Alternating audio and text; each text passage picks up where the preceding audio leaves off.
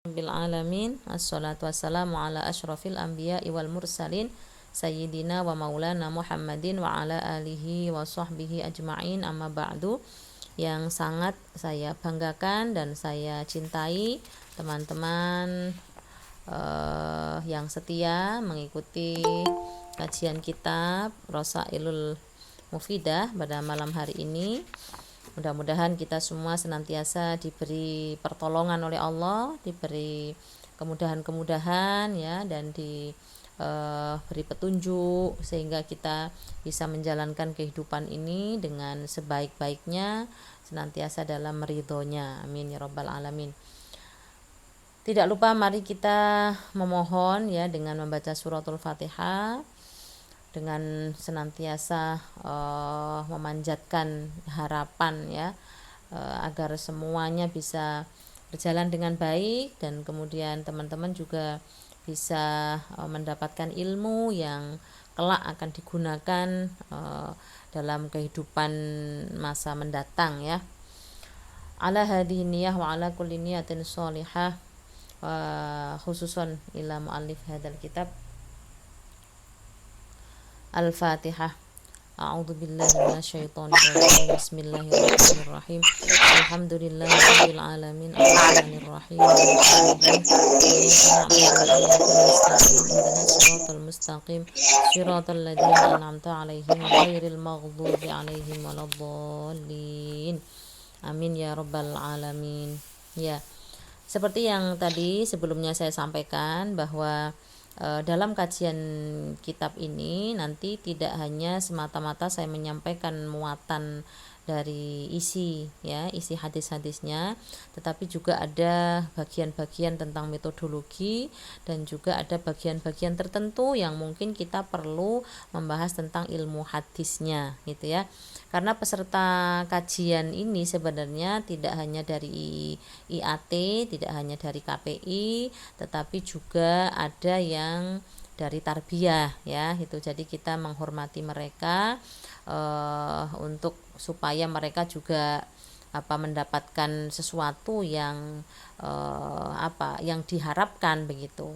Karena di awal-awal dulu pernah ada ya kita diskusi begitu ya terkait dengan hadis gitu ya, bagaimana para ulama zaman dulu itu membukukan hadis. Kemudian kalau berbicara soal kualitas hadis tentang sahih, hasan, dhaif dan seterusnya, itu kan ada ketentuan-ketentuan yang mungkin ya bagi sebagian orang itu tidak terlalu banyak dibahas gitu ya, sehingga memang ada baiknya gitu kalau memang memungkinkan gitu ya. Misalnya ada keterangan-keterangan tentang bahwa ini hadis sahih, misalnya ini hadis hasan, nanti sedikit kita jelaskan gitu. Apa sih yang dimaksud dengan hadis sahih, apa yang dimaksud dengan hadis hasan, hadis dhaif, kemudian juga qauliyah, fi'liyah, takririyah dan seterusnya begitu, supaya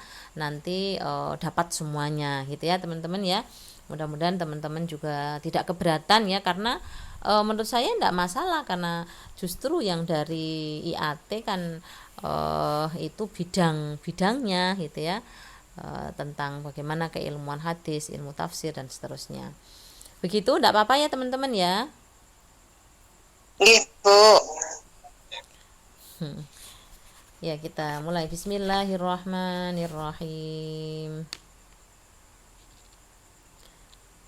Kemarin sampai pada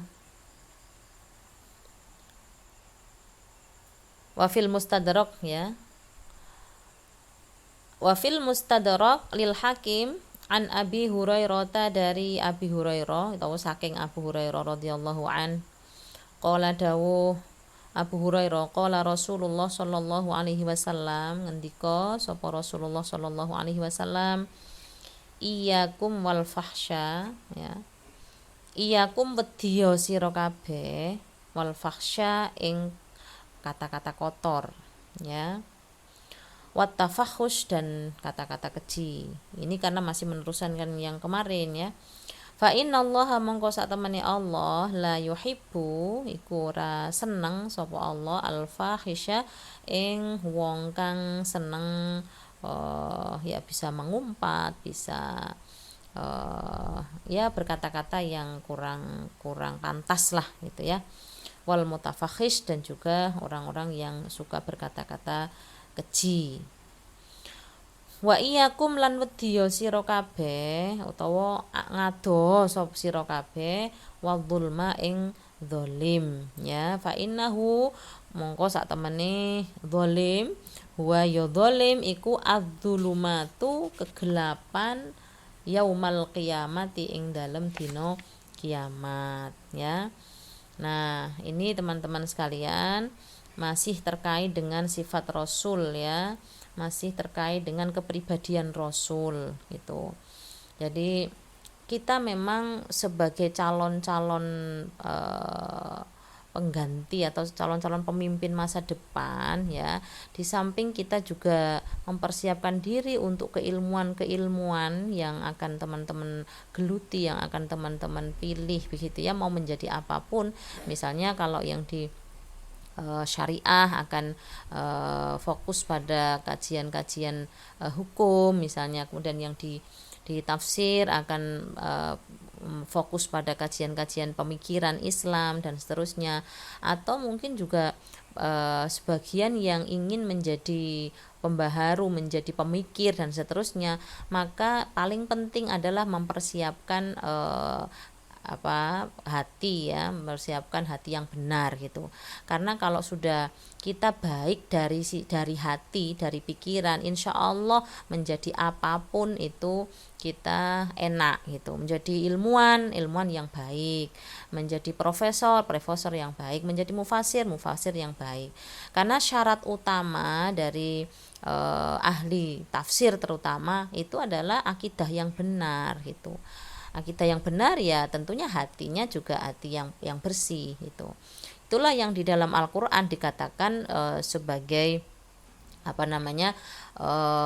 kalau di dalam surat Ali Imran tuh ya, huwallazi anzala 'alaikal kitaba minhu ayatum muhkamatun hunna umul kitabi wa ukharu mutasyabihat fa ammal ladzina fi qulubihim zayghun. Nah, itulah yang dikatakan zayghun itu. Zayghun itu sesuatu yang bisa berarti hasrat seseorang atau subjektivitas atau apapun yang bisa membuat pola pikir atau cara berpikir seseorang itu tergiring untuk menuruti kemauannya begitu. Jadi ya bisa berarti positif tapi juga bisa berarti negatif kalau itu berlebihan gitu ya. Karena gini, orang tentu dia berbicara terkait keilmuan yang dia miliki ya. Kalau ahli bahasa ya dia akan mengungkapkan sesuai dengan kemampuannya, sesuai dengan bidang yang dimilikinya. Misalnya dia ahli hukum ya dia akan bicara terkait dengan bidangnya misalnya begitu. Itu sah, tidak apa-apa gitu, asalkan mendasarkan semua hasil pemikirannya itu pada kebaikan umat ya, tidak hanya untuk kepentingan pribadi atau subjektivitas itu. Jadi di sini harus dibedakan gitu ya, antara subjektivitas yang mengarah kepada fitnah ya dengan subjektivitas sesuai dengan bidang keilmuan begitu.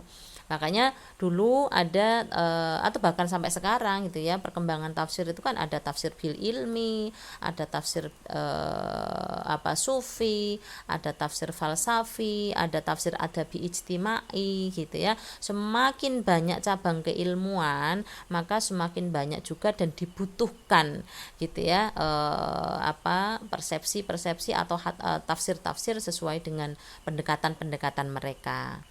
Nah, itu seperti itu ya. Jadi kenapa ini penting, bukan hanya kemudian seakan-akan ini kita mengkaji bab tasawuf atau bab kesufian, tidak ya, tetapi sejatinya adalah untuk mempersiapkan diri kita jadi apapun kelak, jadi ilmuwan, jadi pengusaha, jadi pejabat, atau jadi apapun, atau jadi mujtahid misalnya, itu yang harus dipersiapkan adalah jiwa yang lurus, hati yang bersih, keimanan yang kuat begitu, supaya tidak terjebak pada hasrat-hasrat yang bisa menjerumuskan kita gitu. Naudzubillah min dzalik gitu ya. Jadi termasuk misalnya melepaskan semua pikiran-pikiran negatif begitu. Itu lepaskan, karena begini ya teman-teman, kalau kita di dalam hati kita masih terdapat titik noda, katakan hasud misalnya, itu akan mempengaruhi pribadi seseorang menjadi gampang sentimen gitu. Itu bisa dilihat ya. Kalau teman-teman menemukan ya, entah di komunitas atau mungkin kita sendiri gitu. Biasanya kalau orang yang di dalam hatinya masih ada sesuatu ya, entah itu sakit hati, entah itu apa yang mengganjal dalam pikiran, itu biasanya akan mempengaruhi perilaku kita, sehingga yang muncul itu apa? Sentimen gitu. Nah, kita nggak bisa meremehkan atau menganggap remeh sentimen itu gitu, karena bisa jadi sentimen itu adalah ya dorongan dari hasrat kita tadi untuk kadang-kadang mempengaruhi mood ya. Nah, ini hati-hati. Kadang orang nggak mood, orang macam itu kan karena dalam dirinya itu terdapat sesuatu yang mengganjal, terdapat sesuatu yang mengganggu gitu, sehingga menghalangi dirinya untuk bisa lepas, untuk bisa katakanlah bergaul dengan baik gitu ya. Coba aja kalau kita sedang tidak mood gitu, kita tanya pada diri kita apa sebenarnya yang terjadi. Kadang kan tidak tahu alasannya apa, tapi pasti ada di dalam hatinya itu ganjalan atau sesuatu yang mungkin tidak pas gitu. Nah, kalau tidak pas itu berupa hasud ya, berupa ujub, berupa riya misalnya, maka yang muncul itu tadi ya sentimen-sentimen itu gitu. Ini nyata gitu, ini setiap hari kita temukan. Orang kan sering bilang lagi tidak mood misalnya, terus kemudian sikap raut mukanya itu bisa menjadi nggak ngenakin gitu ya. Kadang orang berpikir, kenapa sih dia kok begitu sama kita misalnya gitu, kenapa sih apa salahku misalnya kayak begitu. Itu tanda bahwa kemungkinan di dalam tubuhnya itu masih ada sesuatu yang bisa membuat dia menjadi terhalang untuk bisa loss, untuk bisa terbuka gitu ya. Nah, jadi ini teman-teman, karena saya khawatir ketika kita ngajinya memang diarahkan untuk mendandani hati dan seterusnya, khawatirnya nanti dikira kok kajiannya kayak kajian tasawuf itu. Orang ngaji itu kan tergantung pada siapa yang menyampaikan sebenarnya ya, sama kitabnya, tetapi belum tentu nanti sama isi penjelasannya gitu. Kadang saya misalnya di komunitas kampus, komunitas majelis taklim itu juga beda-beda begitu. Jadi tidak sama ya, tergantung kebutuhan audiennya gitu. Tapi di sini saya ingin sampaikan betul bahwa teman-teman ini saya anggap sebagai agen-agen perubahan masa depan. Sehingga saya perlu titipkan ya bagaimana pola pikir yang benar, bagaimana membekali teman-teman dengan ilmu-ilmu ya, bukan hanya ilmu terapan tetapi juga ilmu dari dalam, ilmu dari hati gitu. Nanti mau jadi apapun ya itu urusan nanti gitu, biarkan Allah yang menentukan, tapi paling tidak dibersihkan dulu dari sekarang itu ya. Saya doakan mudah-mudahan teman-teman nanti sukses semuanya, menjadi apapun, menjadi orang yang soleh, yang muslih ya, yang solihah, yang muslihah begitu. Tidak perlu disebutkan menjadi ini menjadi itu, tapi yang paling penting ya menjadi orang yang bermanfaat. Nah, misalnya seperti itu, jadi orang yang bersih hatinya, jadi orang yang baik tutur katanya, baik perilakunya dan seterusnya. Itu ya teman-teman. Amin. Ya, baik, kita lanjutkan lagi. Jadi kepribadian yang baik itu akan terpancar dari bagaimana cara kita bicara gitu ya, dari cara kita bicara. Makanya zaman dulu para rawi ya, para sahabat itu mohon maaf misalnya berkata-kata yang tidak penting itu ditinggalkan, karena menurut mereka bahwa sesuatu yang tidak ada gunanya itu tidak baik gitu. Jadi mereka hanya melakukan semua yang berguna, tidak akan berbicara kalau pembicaraan itu tidak bermanfaat, misalnya begitu. Para sahabat yang meriwayatkan hadis itu juga dipertaruhkan muruahnya, ya, muruahnya dipertaruhkan betul. Sekali misalnya dia ketahuan berbohong, maka dia sudah dicap fasik, dan nilai hadisnya juga menjadi berkurang, nilai hadisnya juga menjadi lemah gitu. Nah, ini penting di situ gitu, bahwa siapa yang membawa kebenaran, ya, itu harus betul-betul bisa dibuktikan integritasnya, kredibilitasnya gitu ya, lurus apa enggak, cara berpikirnya, akidahnya, dan seterusnya. Ini mutlak teman-teman gitu. Jadi selama ini mungkin tidak terlalu diperhatikan gitu ya, tentang hal-hal seperti itu, dianggap ini terpisah dari dari semua yang kita lakukan, padahal tidak gitu. Menjadi apapun itu urusan berbeda, tapi bahwa kita tanamkan dalam diri kita sebagai pribadi-pribadi yang baik, itu yang paling penting gitu ya. Jadi menilai seseorang itu ya dari bagaimana dia berbicara, dari bagaimana dia berperilaku, dan seterusnya. Itu jadi iyakum wal fakhsya atau fukhsya, itu ya, kata-kata kotor dan seterusnya, wa tafakhus, dan juga tadi yang keji gitu ya.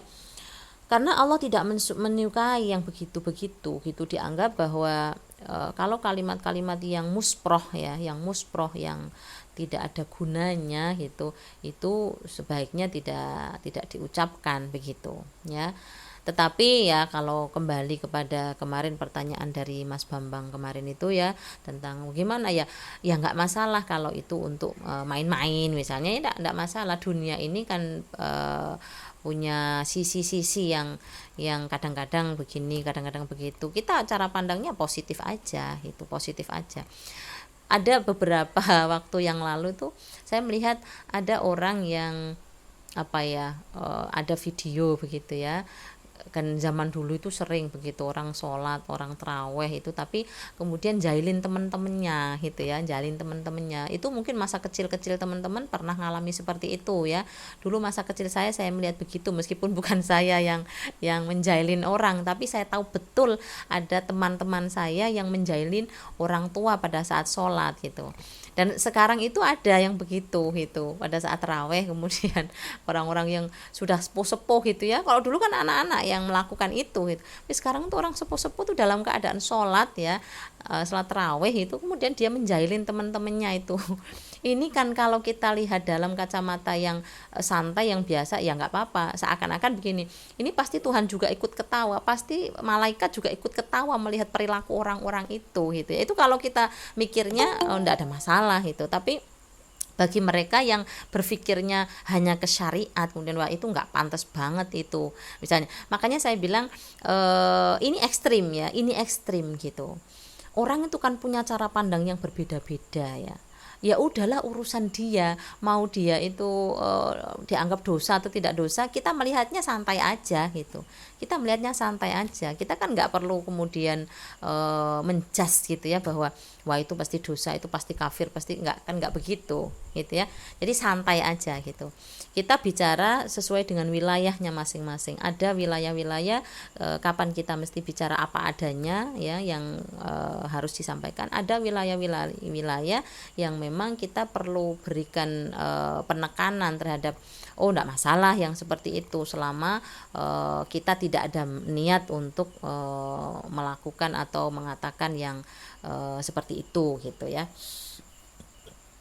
Kemudian wa iyyakum wadzulma, dan takutlah kamu atau udiyo sira kabeh wadzulma ing kedaliman, fa innahu mongko saat mendolim tadi itu ya, huwa dzulumatu fi yaumil qiyamah atau yaumal qiyamah. Hati-hati bahwa mendolimi orang itu adalah bentuk kegelapan nanti di hari kiamat ya.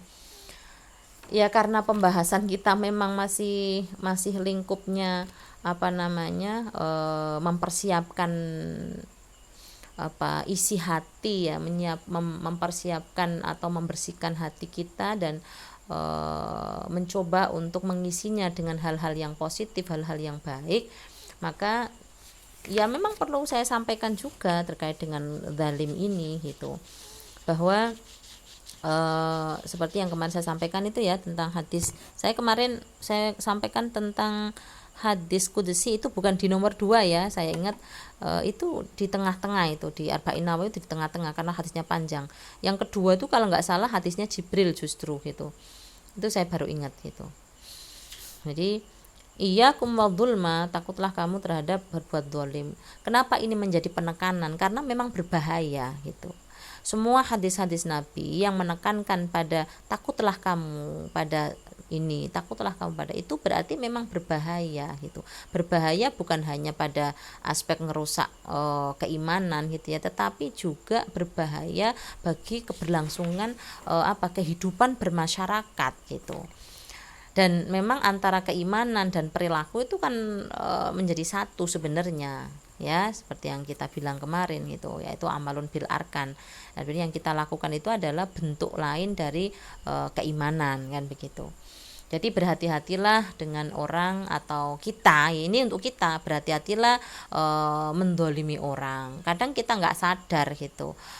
Nah, bagaimana sih melihat sejauh mana orang itu dolim pada kita atau kita dolim pada orang lain gitu ya.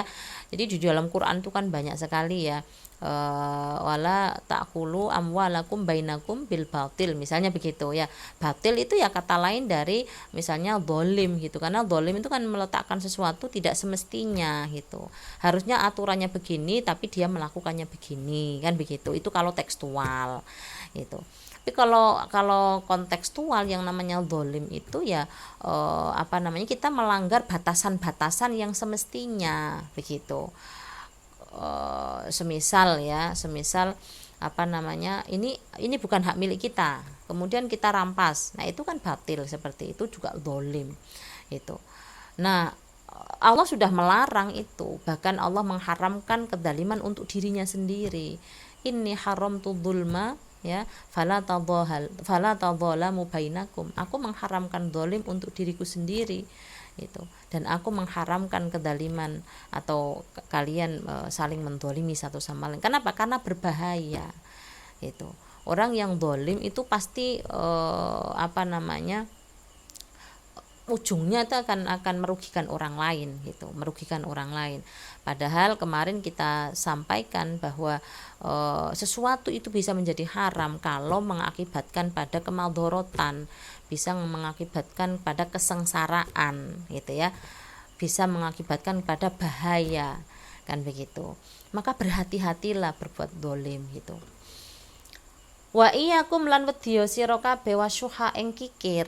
Nah, ini kan sifat-sifat yang sering kadang-kadang melingkupi hati gitu. Orang kadang berpikir eman-eman ya gitu. Orang seperti itu, tapi kadang-kadang memicu orang untuk melakukan kesalahan-kesalahan lainnya gitu. Karena sifat kikirnya itu gitu. Karena dia kikir, maka dia akan berpikir apapun ya itu bisa menguntungkan dirinya, apapun sekecil apapun itu bisa mendatangkan keuntungan bagi dirinya. Dia tidak akan peduli apakah di dalam perlakuannya itu merugikan orang lain atau tidak gitu. Nah, ini hati-hati gitu. Gara-gara dia kikir, biasanya dia akan rela melakukan hal-hal yang melanggar syariat gitu. Mencuri misalnya, atau di dalam pikiran kita itu terbawa untuk kemudian kadang perang batin gitu ya, nggak apa-apa eman ini, nggak apa-apa diambil aja, nggak apa-apa ada untungnya sekian, misalnya begitu. Dan ini kalau tidak dimulai dari sekarang cara berpikir benar, besok kalau teman-teman menjadi apapun itu berbahaya gitu. Jadi pejabat misalnya gitu, dapat proyek, dapat apa, itu berpikirnya adalah keuntungan itu, keuntungan pribadi, tidak peduli apakah ini merugikan orang lain atau tidak. Menjadi pengusaha juga begitu gitu, untung sedikit misalnya, nggak apa-apa ini lumayan gitu kan, ini lumayan. Hal-hal seperti itu hanya mendatangkan ketidakberkahan gitu ya. Jadi kikir itu bisa menggelapkan mata gitu ya. Orang tidak lagi tahu mana saudara, mana teman kalau orang kikir itu ya. Dan itu tipis batasannya tipis sekali antara kikir dengan eman itu ya, dengan eman itu tipis banget gitu. Hati-hati kalau eman berlebih-lebihan itu bisa menjadi kikir gitu. Dan kalau kikir itu diikutin, wah bahaya itu, bahaya ya. Jadi seakan-akan kemudian semua itu menjadi hak milik kita gitu. Kita akhirnya menganggap bahwa apa yang nempel di kita ini milik kita, padahal kan bukan. Ya, ini bukan milik kita. Ini kan semua hanya titipan kan gitu. Ya. Jadi dari sifat kikir itu akan menjadikan kita melakukan hal-hal yang lain yang berbahaya gitu. Ya mudah-mudahan teman-teman nggak ada yang kikir ya, nggak ada yang perhitungan. Amin. Nggak ada yang perhitungan. Ya ngapain sih kikir ya, ngapain sih pelit, wong itu punya Tuhan ya, semua punya Allah kok gitu, bisa diambil kapan saja kok. Yang penting kita tasarufkan dengan benar, dengan baik untuk sesuatu yang bermanfaat, itu malah akan aman, itu malah akan kelak kita akan mendapatkan itu. Misalnya gini, selama ini kan kadang-kadang kita tuh tidak tahu mana yang misalnya kita sedekah gitu ya. Sedekah itu kan pada hakikatnya itu yang kita belanjakan untuk jalan akhirat gitu kan. Antara yang dibelanjakan untuk akhirat dengan yang dibelanjakan untuk dunia, itu kita kadang-kadang salah menerapkannya gitu. Kalau untuk sedekah itu cari yang paling kecil misalnya, ya cari aja yang paling kecil. Tapi kalau untuk sesuatu yang sifatnya kesenangan gitu, itu dia rela bayar mahal dan seterusnya. Itu perhitungan seperti itu gitu. Jadi bahaya ya, orang kikir itu bahaya. Kalau kikirnya itu diturutin itu bisa sangat berbahaya. Ada di dalam Nasoihul Ibad juga ada keterangan tentang itu ya. Fa'innahu, karena sesungguhnya kikir itu ya, atau sifat syuh itu da'a bisa mendorong atau ngajak ya, bisa mempengaruhi gitu ya, man eng wong gitu, bisa mempengaruhi siapapun gitu, atau mempengaruhi man orang qablakum kan sadurunge sira kabeh. Kita lihat bagaimana akhir kehancuran daripada kaum-kaum zaman dulu gitu ya. Jadi figur-figur yang ditampakkan baik itu di dalam kisah Al-Quran maupun dari kisah-kisah yang lain gitu ya, itu akhir dari mereka itu kadang-kadang diakibatkan oleh perilaku-perilaku mereka gitu. Karena kikir yang dia lakukan, dia sampai kemudian melakukan pertumpahan darah gitu ya. Karena itu tadi, karena kikir gitu. Kikir kalau diturutin itu saudara tidak lagi jadi saudara. Semua dianggap sebagai, kalau itu tidak menguntungkan dirinya dianggap musuh gitu, dianggap dia membahayakan dirinya begitu ya. Nah itu fa innahu da'a man qablakum fasafaku dima'akum, mongko podo menumpahkan ya, podo menumpahkan sopo man qablakum tadi dima'ahum ing getih-getih mereka itu. Mereka rela menumpahkan darah, pertumpahan darah hanya gara mempertahankan misalnya ya, mempertahankan yang menurut dia hak dia gitu. Padahal apa sih yang begitu itu ya, apa sih yang begitu itu ya, karena begitu itu ya, kalau orang terlalu melihat materi sebagai segala sesuatunya atau sebagai segalanya gitu.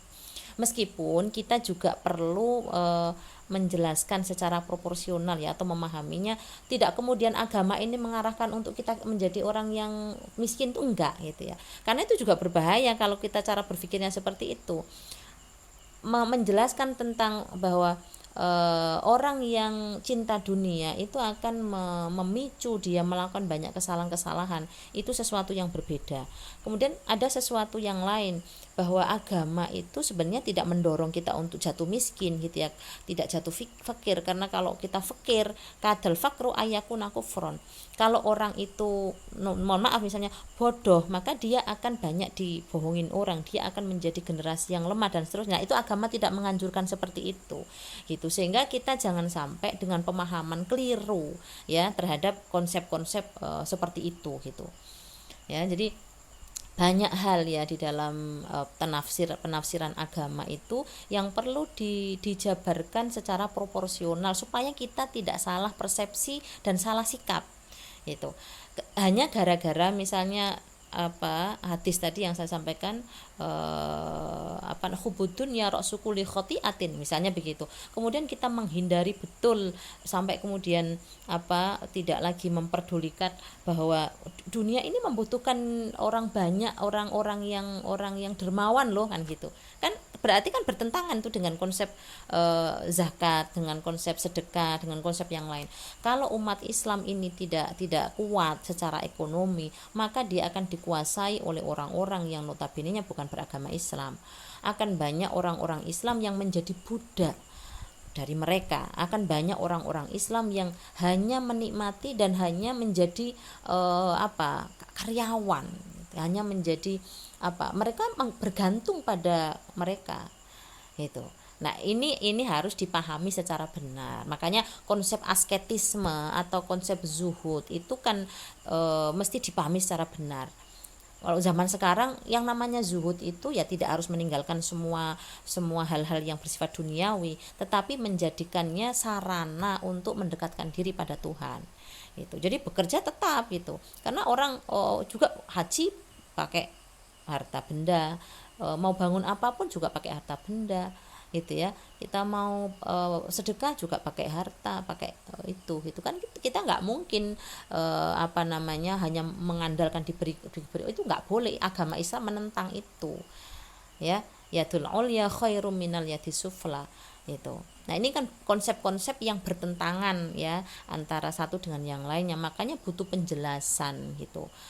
Dalam agama itu semua punya wilayahnya masing-masing gitu ya.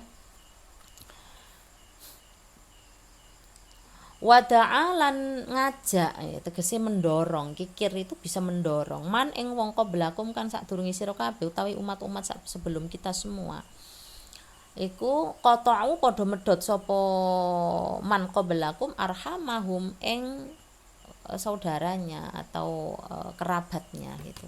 Tidak sedikit orang-orang yang hanya gara-gara ngikutin sifat kikirnya itu kemudian dia merelakan memutus persaudaraan. Dan tidak hanya zaman dulu, zaman sekarang lebih banyak yang begitu itu. Sekarang lebih banyak itu gara-gara warisan misalnya, ya kan? Itu banyak sekali yang begitu. Saudara tidak jadi saudara, ya, keluarga jadi pecah dan hanya gara-gara rebutan warisan. Nah, tapi di situ juga ada pangkalnya sebenarnya. Makanya dalam Islam ya, terutama soal waris itu, soal hadiah, soal pemberian tuh Nabi wanti-wanti betul itu pada salah seorang sahabat gitu. Ketika dia membagi hartanya tidak sama dengan anak-anaknya, itu Nabi tidak bolehkan gitu. Kamu kalau ngasih anakmu segitu, lalu yang satunya kamu kasih berapa misalnya, kalau nggak dikasih mending nggak ada dikasih dua-duanya, karena ketidakadilan itu akan bisa memicu permusuhan gitu. Jadi permusuhan itu terjadi akibat ketidakadilan yang dilakukan oleh orang tuanya begitu ya. Dan ini dalam Islam banyak kisah-kisah seperti itu, dan Rasulullah mewanti-wanti jangan sampai kamu membeda-bedakan atau tidak adil antara anak-anakmu misalnya begitu. Jadi luar biasa agama kita ini ya, mengatur semuanya gitu. Yang diinginkan adalah terwujudnya keadilan, kemaslahatan gitu ya, kesamaan gitu, supaya tidak ada yang kemudian tersakiti hatinya hanya gara-gara itu tadi. Dan memang kalau ketidakadilan itu sangat menyakitkan gitu. Kalau orang misalnya apalagi saudara ya namanya saudara, iya saudara, tapi kalau kemudian ada perilaku dari orang tua yang sedikit membeda-bedakan seperti itu bisa ya rela kehilangan saudara betul kalau seperti itu karena merasa tidak adil. Makanya orang tua jangan sampai memperlakukan anak-anaknya secara tidak sama begitu ya. Jadi ini tadi bisa memicu itu semua gitu. Kikir itu juga memicu, ya kan, itu juga bisa didasari karena rasa kikir, bisa jadi gitu. Akhirnya kemudian dia pilih kasih ya, macam-macam gitu. Semua bisa jadi terhubung satu sama lain, tapi bahwa pada akhirnya sifat-sifat buruk seperti itu akan berakibat pada kehancuran, akan berakibat pada terjadinya permusuhan gitu. Wada'a lan ngajak apa kikir tadi ya, man ing wong ing kaum qablakum kang sadurunge sira kabeh, fastahallu mongko padha ngalalake sapa man qablakum ya, menghalalkan sapa man qablakum haromatahum ya, ing hal-hal sing haram itu ya. Jadi karena perilaku itu, karena kikir yang dia ikutin itu, sehingga menyebabkan dia menghalalkan segala cara ya, menghalalkan sesuatu yang sebenarnya haram gitu. Orang korupsi misalnya ya kan, itu bisa jadi karena mungkin dia takut nggak bisa hidup enak misalnya kan begitu. Nah itu yang kemudian masuk dalam kategori hubud dunia ra'sukuli khotiatin, itu hanya gara-gara dorongan dia ingin kaya raya, dia khawatir miskin, akhirnya dia melakukan perbuatan-perbuatan yang dilarang gitu ya. Nah itu seperti itu. Nah termasuk misalnya tadi terlalu cinta terhadap dunia itu dikhawatirkan akan memunculkan perilaku-perilaku yang tadi, misalnya kemudian dia berani mencuri, dia berani ini hanya gara-gara ingin memenuhi hasrat atau keinginannya. Nah, misalnya seperti itu. Wassalamu lan utawi salam hadza ning gone kene ya, ini kan masih membahas tentang afsus salam ya kemarin ya, tebarkan keselamatan gitu ya. Jadi assalamu utawi sing diarani salam guna ning kene iki di sini la yu'na iku ora den maksudkan. Itu tidak dimaksudkan ya. Ora den karepake mujarrodal kalami ing meligine omongan, meligine guneman. Wa qiraatin lan ucapan membaca salam gitu. Nah, ini yang saya sampaikan kemarin itu ya, bahwa afsus salam di sini ini tidak semata-mata hanya kita mengucapkan assalamualaikum ya. Meskipun itu juga benar gitu, dalam arti kata kalau kita ketemu orang lalu kita menyapa ya kan, yang itu kan juga menampakkan kita menebarkan kebaikan, artinya tidak ada masalah di dalam diri kita, dan itu orang menjadi merasa nyaman gitu karena kita sapa, karena kita mengucapkan salam misalnya begitu. Atau kalaupun tidak assalamualaikum ya menyapa aja ada bagian dari salam itu. Mau kemana mbak misalnya gitu ya, badai tindak pundi, itu kan juga salam sebenarnya gitu. Jadi tidak harus kita mengucapkan assalamualaikum misalnya begitu ya, karena di daerah-daerah, di tradisi-tradisi terutama di Jogja misalnya, itu kan begitu tradisinya itu, kalau kita ketemu orang itu minimal menunduk misalnya, itu juga bagian dari salam gitu.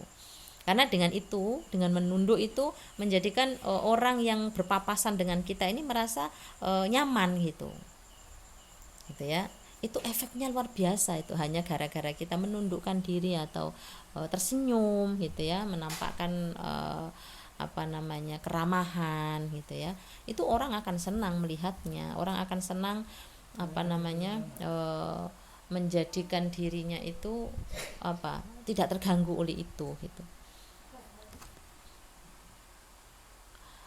Ya, jadi tidak mujarradal kalami wa qiraatis salamu alaikum ya, tidak semata-mata atau tidak sebatas pada mengucapkan kalam atau bacaan assalamualaikum alan nasi ing atase menungso, bal huwa balik utawi sing diarani salam ai assalamu utawi salam iku al haqqu sebenere kang bener gitu ya, hakikate iku al munba'atsu kang muncul ya, min qalbir rahimin dak saking ati kang penuh dengan kasih sayang gitu. Jadi kalau kita mengartikan kalimat salam di situ, itu bukan semata-mata seperti kita mengucapkan salam, tetapi justru itu adalah sikap yang muncul dari dasar hati kita ya, yang berupa kasih sayang itu wujud bahwa hati kita ini baik, tidak ada masalah gitu loh. Memperlakukan orang lain dengan seperti itu sudah menandakan bahwa kita tidak ada masalah dalam diri kita gitu. Fayakunu mongko ono apa salam ya iku salaman dadi salam aman kang umum ya ma'rahmati amatin sartane rahmat yang umum gitu. Jadi yang dimaksud salam di sini adalah menyeluruh gitu. Menyeluruh artinya semua sikap-sikap yang menjadikan orang lain itu menjadi nyaman, menjadi aman, menjadi senang gitu ya. Karena sikap keramahan kita. Begitu teman-teman. Kemudian ini bab berikutnya. Kalau nanti di tengah-tengah ada mau pertanyaan, enggak apa-apa ya teman-teman, silahkan, saya tidak menghalangi kalau ada teman-teman yang mau bertanya. Tapi kita teruskan dulu bab berikutnya, ar-rahmatu tawi rahmat al-amatu kang menyeluruh, kang umum ya ini. Kalau kemarin kan ar-rahmah al-muhda, ar-rahmah muhdatun ya. Kemarin rahmat yang bahwa nabi itu kan rahmat yang diberikan gitu ya, rahmat yang dikaruniakan gitu. Nah sekarang ar-rahmatu tai rahmat al-amatu kang umum yang menyeluruh. An Urwata bin Zubair anna Aisyah, saat temannya Aisyah radhiyallahu anha zaujan Nabi sallallahu alaihi wasallam qalat dawuh to ngendika sapa Aisyah, dakhala manjing ya, manjing tegese masuk atau menemui, kalau kita bahasakan sederhana gitu ya supaya gampang dimengerti. Dakhala manjing tegese menemui sapa rohtun, sekelompok orang atau satu golongan gitu ya, minal Yahudi, saking Yahudi, ala Rasulillah sallallahu alaihi wasallam, menemui maring Kanjeng Rasul sallallahu alaihi wasallam. Faqalu mongko padha ngucap sopo Yahud tadi, rohtun minal Yahud ya, assalamualaikum ya, assalamualaikum. Ini juga teman-teman apal ya hadisnya ya. Jadi kenapa saya menginginkan ya teman-teman itu banyak mengkaji-kaji hadis-hadis seperti ini, karena pasti kelak itu butuh yang begini-begini gitu ya. Minimal apal potongan-potongan hadisnya gitu, supaya kalau kita ngomong sesuatu tuh ada dasarnya gitu ya. Faqalu assalamualaikum, mereka orang-orang Yahudi tadi yang sekelompok tadi itu ngucap celakalah kamu gitu ya, celaka alaikum ing atase sira. Yang dimaksud adalah mengucapkan kepada Nabi Muhammad karena dia menemui Nabi Muhammad. Qalat kemudian napa ngucap utawa ngendika sapa Aisyah, fafahimtu mongko faham sapa ingsun ing kalimat assalamualaikum. Fakultu mongko ngucap ingsun wa alaikumussalam wal la'nah ya. Karena Siti Aisyah mendengar ucapan salam yang tidak benar dari orang-orang Yahudi tadi, kemudian dia bereaksi gitu. Dia menjawab, fakultu wa alaikumussalam wal la'nah ya. Kau ingin tasih sira assamu cilaka wal la'natu, dan laknat gitu. Qalat ngendika sapa Aisyah, faqala Rasulullah sallallahu alaihi wasallam, mongko dawuh sapa Rasulullah sallallahu alaihi wasallam, mahlan ya Aisyah ya. Mahlan, apa artinya mahlan itu? Ramahlah wahai Aisyah itu. Jadi tidak diperkenankan, tidak diizinkan, tidak diperbolehkan oleh Rasulullah membalas ucapan assalamualaikum orang Yahudi tadi ya. Kata Nabi, mahlan ya Aisyah, ramahlah wahai Aisyah ya. Coba kita bayangkan terbuat dari apa hatinya Rasulullah itu ya. Tidak pernah sakit hati ya, tidak pernah dendam, tidak pernah berpikiran negatif itu ya. Ramahlah wahai Aisyah, innallaha sak temene Gusti Allah yuhibbu seneng ya sapa Allah arifqa ing lemah lembut, sebab Allah itu cinta terhadap lemah lembut gitu ya. Fil amri ing dalam perkara kullihi ya sekabehane perkara itu, ndak pandang-pandang, ndak pilih-pilih, pokoknya Allah itu suka dengan kelembutan gitu ya. Tapi yo nek sing lanang-lanang ojo terus ini yang dimaksud lembut itu bukan berarti kemudian seperti perilaku cewek, bukan ya. Jadi lembut itu ya pada tempatnya, maksudnya kita tidak kasar gitu ya, tidak membalas kata-kata kasar dengan juga kata-kata kasar misalnya kan begitu ya teman-teman. Fakultu mongko ngucap sapa ingsun ya Rasulullah, wahai Rasulullah, walam tasma. Nah, bahasane itu nopo jenengan niku mboten mirengaken gitu ya. Apa jenengan tuh ndak dengar. Ma ing apa kalu kang padha ngucap sapa rohtun minal yahud tadi gitu. Qala ngendika sapa Rasulullah sallallahu alaihi wasallam, qad qultu wa alaikum. Ya aku wis njawab gitu maksud Kanjeng Nabi. Qad qultu teman-teman wis ngucap sapa ingsun wa alaikum. Cukup itu saja wa alaikum lan ing ngatasé sira kabeh. Itu kan nanti otomatis kembali gitu. Enggak usah ditambahin kata al-laknat, enggak usah ditambahin macam-macam. Ya sudah wa alaikum itu sudah mengembalikan. Jadi ibarat kita ini langsung kita tolak itu, langsung dikembalikan kepada yang ngomong. Itulah makanya kenapa saya bilang kalau ada orang yang mengumpat, ada orang yang mengucap apapun ndak usah diladenin gitu. Karena bisa jadi ketika kita ngomong seperti itu lalu itu kembali ke kita. Gitu loh, ya.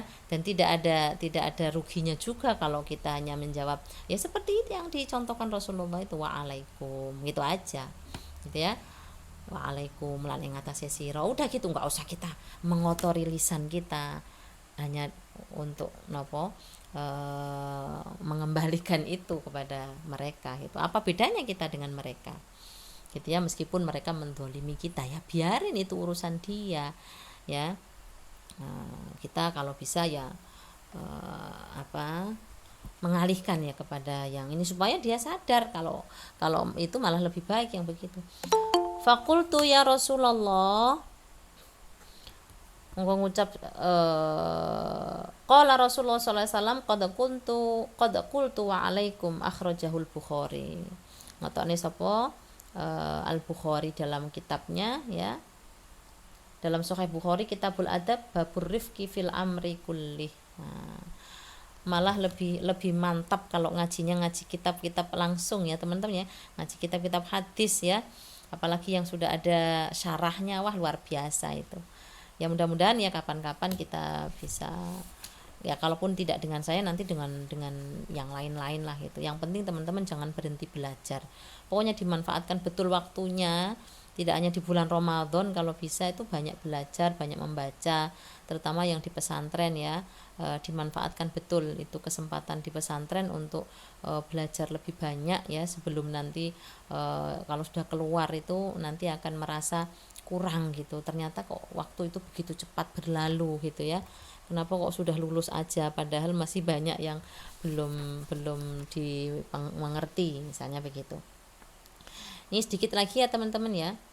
Wa fi sunan Abi Dawud lan ing dalam sunane Abu Dawud an Abdillah bin Mughaffal ya, saking Abdullah bin Mughaffal anna Rasulullah sallallahu alaihi wasallam ing sak temene Kanjeng Nabi Muhammad sallallahu alaihi wasallam qala dawu sapa Rasulullah innallaha rafiqun yuhibbur rifqa wa yu'ti alaihi ma la yu'ti 'alal 'unfi. Nah, ini Inna Allah saat temani Allah rafiqun iku moho lembut, maha lembut ya. Yuhibbu senang demen Allah arif kok ing kelembutan gitu. Nah ini ya. Wa yu'ti lan paring sapa Allah alaihi ing atase ar-rafiq utawa wong sing berbuat lemah lembut tadi, ma ing apa wae utawa ing ganjaran la yu'ti kang ora maringi sapa Allah alal unfi ing atase wong sing kekerasan. Jadi orang yang lemah lembut itu Allah akan berikan sesuatu yang tidak akan diberikan kepada orang yang bersikap kasar. Nah itu apa saja itu tidak akan dapat. An Abi Hurairah radhiyallahu anhu anna Rasulullah sallallahu alaihi wasallam qala innallaha sa'tamani Allah hina khalaqa, ketika atau tatkalane nyiptakake sapa Allah al khalqa ing makhluk, kataba mongko nyatet sapa Allah biyadihi kelawan kekuasaane Allah ala nafsi ing atase dzati Allah ya.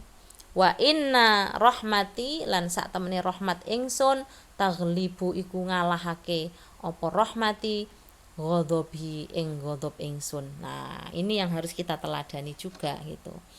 Jadi kenapa kita dianjurkan untuk membaca atau menghafalkan Asmaul Husna itu bukan hanya kita mengharapkan pahala dari bacaan doa-doa itu ya, tetapi kita harus meneladani sifat-sifat Allah yang indah-indah itu bahwa rahmat Allah itu jauh lebih besar daripada marahnya itu ya. Akhrajahu ngetokne ing hadis At-Tirmidzi Imam Tirmidzi wa an Jarir bin Abdillah qala Rasulullah sallallahu alaihi wasallam la yarhamu ora melasi atau ora paling rahmat Allahu Allah man ing wong la yarham kang ora paring welas annasa ing menungso. Ya kalau orang itu enggak sayang ya Allah enggak akan sayang. Nih kita ini enggak enggak memberikan kasih sayang kepada orang lain ya jangan mengharapkan rahmat dari Allah itu timbal baliknya begitu. Jadi apapun yang keluar dari diri kita ini itu akan diganti oleh Allah dengan kebaikan yang berlipat-lipat gitu. Jadi jangan sampai apa yang keluar dari dalam diri kita itu hanya akan kembali ke kita. Jadi harus hati-hati gitu ya. Ini saya kira sudah ini teman-teman hampir jam 10. Cepet banget ya teman-teman ya. Saya buka pertanyaan saja mungkin. Ini udah banyak tadi yang kita sampaikan supaya tidak terlalu, kalau kebanyakan nanti banyak yang lupa. Ada yang mau bertanya teman-teman? Adakah dari kelas tarbiyah di sini?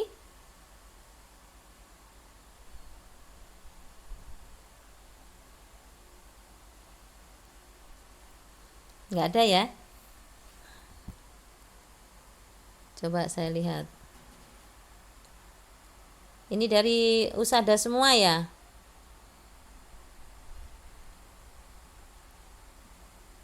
Iya Bu. Oh iya, ini dari usada semua. Oke, kalau nggak ada pertanyaan, Mas Bambang mau tanya nggak? Tanya Mas Bambang. Yo nanya yo. Dene Mas Bambang bae lah. Liyane jajal gue Bu Hana. Yo Mbak Hana yo, Mbak Hana. Jenengan bae lah. Kalau mboten Mas. Kenapa? Mbak Hana, tanyalah nggak apa-apa. Gue pantes-pantesan. Masuk Mas Bambang terus, ya. Mbak Hana mewakili yang perempuan, nanti biar yang lainnya juga ikut ikut bertanya ya. Pada ngantuk kayaknya. Bingung Bu mau tanya. Ya sudah. Kalau bingung. Banyak sekali yang disampaikan sudah banyak banget Bu. Kebanyakan. Mas Bambang itu sedang pertanyaan. Kebanyakan nggak Mbak Hana yang disampaikan? Mboten Bu, mboten. Pas daging semuanya Bu, mantap. Ya, saya sih khawatir kalau terlalu banyak nanti juga lupanya banyak, tinggal tidur malah bosen gitu loh. Saya itu selalu takut nanti teman-teman cepet bosen. Itu Bu, tiga Bu, kita mendengarkan. Oh iya. Ya karena Yang saya khawatirkan malah Bu, apa? kalau nggak selesai ini Ramadan habis belum selesai. Ya, enggak harus Ini selesai. Ya enggak mungkin ini selesai teman-teman. Ngapain kita enggak ngejar selesainya ya. Minimal selesai satu kitab ya. Satu kitab kan Nabiur Rahmah ya. Nabiur Rahmah tidak terlalu banyak. Itu kan ada 3 kitab ya. Kalau bisa nanti yang Nabiur Rahmah kita selesaikan mudah-mudahan. Kalau mau cepet ngajinya ya memang tidak terlalu lama penjelasannya gitu. Tapi untuk apa ya? Kalau insya Allah meskipun nggak hatam nggak masalah, itu berkahnya tetap banyak kok gitu ya. Jangan lupa dijazahkan ya Bu, biar bisa ngajarkan ke yang lain. Apanya yang ijazah? Saya belum makomnya untuk memberikan ijazah ya. Ini belajar bareng-bareng aja. Saya juga masih banyak kekurangannya. Teman-teman mungkin lebih luas wawasannya, nanti sharing kan gitu ya. Jadi kita sharing aja di sini, tidak ada yang lebih dari yang lain, sama. Saya juga banyak kekurangannya. Yo silakan Mas Bambang atau yang lain. Mas Nasai masih di sini kah? Takon nggih, orang yang takon nyong. Yo. Yo Mas. Takon kan lah. Nggih, Bu. Tadi kan sudah disampaikan bahwa salam ke makhluk-makhluk. Kalau misalnya salam ke sesuatu yang tidak nampak kayak gitu Bu. Misalnya seperti kita masuk ke masjid, masuk ke kuburan, itu salamnya kira-kira dijawab apa enggak gitu Bu. Nah, dijawab Apa malah rumah melayu, malah wedi no nek dijawab. Iya mereka Terus jawab. misalnya kalau Bu, kalau masuk ke rumah sendiri ya, itu kan tetap kita mengucapkan salam enggak, sedangkan enggak ada orang. Nah, itu salamnya apa sama apa salamnya gimana Bu? Iya, iya, iya. Ya, memang ada anjuran ya untuk masuk ke rumah karena sebenarnya meskipun rumah itu kosong tapi kan tidak kosong. Ya, ada malaikat di dalamnya begitu. Makanya kalau kita masuk rumah etikanya begini. Kalau kita mau masuk rumah kok rumah kita tuh kosong, kita bacanya assalamu alaina wa ala ibadillahis sholihin. Itu etikanya. Kalau kita mau masuk rumah kita yang kosong, tidak ada orang gitu ya, itu bacanya assalamu alaina wa ala ibadillahis sholihin. Itu malaikat-malaikat itu akan menjawab doa kita gitu. Tapi kalau ada orang ya cukup assalamualaikum warahmatullahi wabarakatuh, assalamualaikum gitu. Kalau assalamualaikum ya Bapak Rohmah gimana Bu? Ya suka-suka situlah ya. Ini karena nggak ada pertanyaan nih akhirnya ini Mas Bambang ini. Yuk yang lain yuk, yang tanya yuk. Bosen Mas Bambang Bu, terus. aku lagi ketawa-ketawa itu Bu, pengalaman. Pengalaman apa sih ya? Yuk yang lain yuk. Coba sih buka kamera semua.